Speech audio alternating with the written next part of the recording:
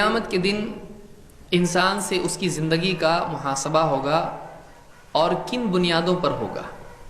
اللہ کے نبی صلی اللہ علیہ وسلم نے ایک حدیث میں باتیں بتائی ہیں، لہٰذا ہم کو اپنے آپ کو اس کے اعتبار سے ناپنا اور جانچنا چاہیے۔ کوئی آدمی یہ سمجھے ہوئے ہے کہ بس میں اللہ اور اس کے رسول کو مانتا ہوں، میں سیدھا جنت میں جاؤں گا، اگر کوئی اسی دھوکے میں ہے اس کو چاہیے کہ وہ اس حدیث کو بھی سن لے۔ اللہ کے نبی صلی اللہ علیہ وسلم فرماتے ہیں لا تزول قدم ابن آدم یوم القیامت من عند ربہ حتی یسأل عن خمس۔ ابن آدم کے قدم قیامت کے دن اپنے رب کے پاس سے، سامنے سے اس وقت تک نہیں ہٹیں گے جب تک کہ 5 چیزوں کا اس سے سوال نہ کیا جائے۔ 5 چیزوں کا سوال ہونے کے بعد ہی وہاں سے وہ ہٹ سکتا ہے۔ وہ 5 سوالات کیا ہیں؟ عن عمرہ فیما افنا، اپنی عمر اس نے کس چیز میں فنا کی، کھپائی، خرچ کی، صرف کی۔ وعن شبابہ فیما ابلاہ، اپنی جوانی کی طاقت اس نے کس چیز میں، کس کام میں لگائی۔ ومالہ من این اکتسبہ وفیما انفقہ، اور اس کے مال کے بارے میں سوال ہوگا کہ مال کہاں سے کمایا اور کہاں خرچ کیا۔ وماذا عمل فیما علم، اور جو کچھ جانتا تھا اس پر اس نے کتنا عمل کیا، اپنے علم میں اس نے کیا عمل کیا۔ امام الترمذی نے اس حدیث کو نقل کیا ہے اپنی سنن میں، جامع میں، اور اسی طرح سے صحیح الجامع صغیر میں شیخ الالبانی نے اس کو حسن کہا ہے۔ اس حدیث سے 5 سوالات قیامت کے دن کے ہم کو معلوم ہوئے جن کے مطابق ہم کو بننا ہے۔ 3 سوالات تو قبر میں ہیں اور 5 سوالات حشر میں ہیں۔ ان کے پاس جنت ہے، ان کی تیاری کیے بغیر آدمی جنتی نہیں بن سکتا ہے۔ قبر کے سوالات کیا ہیں؟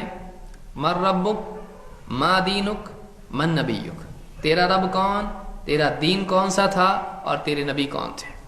یہ معرفت کا سوال ہے۔ اور قیامت کے دن مزید اور 5 سوالات ہیں۔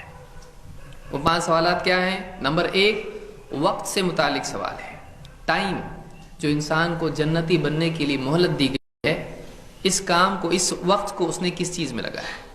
نمبر 2 صحت، خاص طور سے جوانی کی طاقت۔ آدمی بچپن میں کمزور ہوتا ہے، جوانی میں قوی ہوتا ہے، پھر بڑھاپے میں کمزور ہو جاتا ہے۔ تو زندگی کا طاقت والا وقت جس میں وہ بہت کچھ کر سکتا تھا، اس وقت کو، اس طاقت کو اس نے کہاں لگایا، جوانی کی قوتوں کو کہاں صرف کیا۔ تو اپنی صحت کا استعمال انسان کیسے کرتا ہے، یہ بھی سوال ہے۔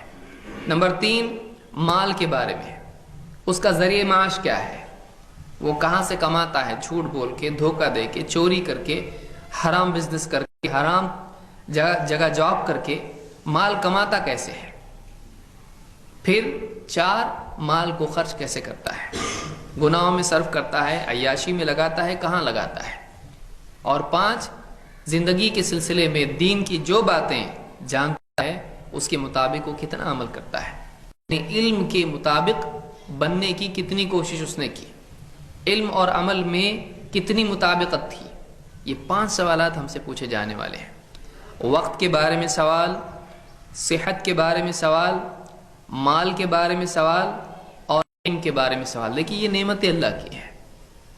دنیا میں انسان کو وقت ملا ہے، صحت ملتی ہے، اسی طرح سے اس کو مال ملتا ہے، اور اسی طرح سے اس کو اللہ کی طرف سے علم دیا جاتا ہے، جو بھی دین کا علم اس کے پاس ہوتا ہے۔ ان چیزوں کی اس نے بطور شکر یا ان چیزوں میں اس نے کیا کیا ہے، یہ سوالات اس سے ہونے والے ہیں۔